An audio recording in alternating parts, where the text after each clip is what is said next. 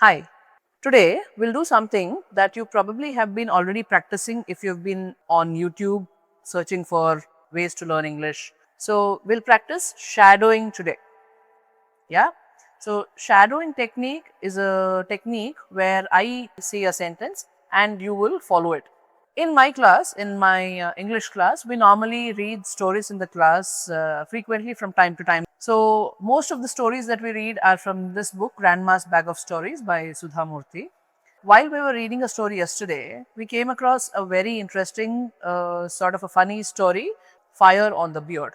So, the story is about a man, a lazy man who is not willing to do any work and who is just lying around, who has a very long grown beard just because he's very lazy to cut it off. So, today I am going to read an excerpt from this story, The Fire on the Beard, and you will repeat the same. Yeah. So, the conversation is between the man, the lazy man named Bridge, and his wife. So, the first thing we're going to do is I am going to read the conversation and you're just going to listen to me. Step 2, I will read the conversation and give a pause. You will have to repeat the sentence just like I said it. Shall we do that? Are you ready? Let's begin. This is how most of Bridges' conversations with his wife Shanti would go. Shanti would say, "Can you get some water from the well? There is no water in the house." Bridge would say, "The well is dry, there is no water there." Shanti would say, "Can you fetch water from the pond at least?" Bridge would reply, "The pond is too far, I can't walk so much for a pot of water." The wife would say, "Then pluck those coconuts from the tree." So Bridge would respond, "Oh, those coconuts are still tender, let's pluck them next month." So Shanti would say, "What about getting some areca nuts from the tree then?" To which Bridge would respond, "Don't you know, areca nuts are not good for your health." Shanti, determined to make Bridge work, would then say, "Help me plow the field then." To which he would respond, "It is too hot. The sun will burn my skin. It's better if you two did not go there." So finally she would get fed up and say, "Can you at least look after the house when I am in the field?"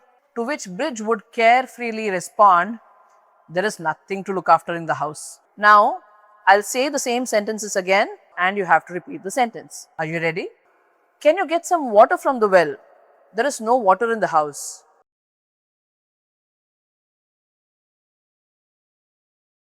The well is dry, there is no water there. Can you fetch water from the pond at least?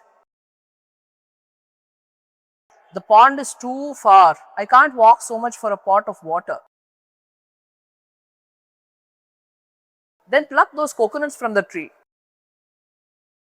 Oh, those coconuts are still tender, let's pluck them next month.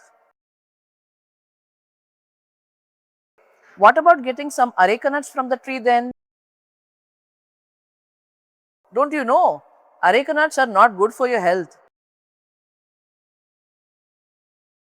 Help me plow the field then. It is too hot.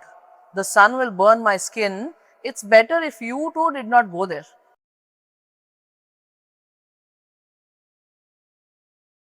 Can you at least look after the house when I am in the field? There is nothing to look after in the house.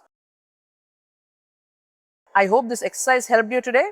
We'll keep having more such sessions in the future.